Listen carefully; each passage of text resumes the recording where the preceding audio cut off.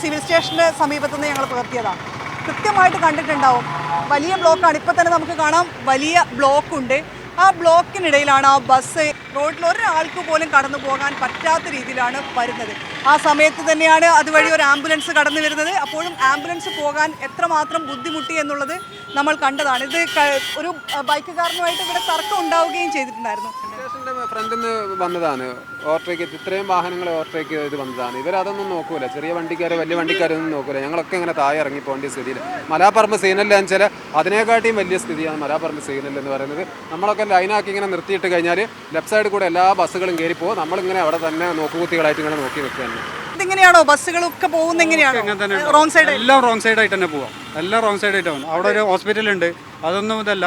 ഇപ്പോൾ ആംബുലൻസ് പോയമാതിരി തന്നെ ആംബുലൻസ് സൈഡിൽ കൂടിയും ബാക്കിയുള്ള നാട്ടുകാരെന്ത് ചെയ്യണം, ഒഴിവാക്കി കൊടുത്തുകൊണ്ട് പറഞ്ഞേക്കണം.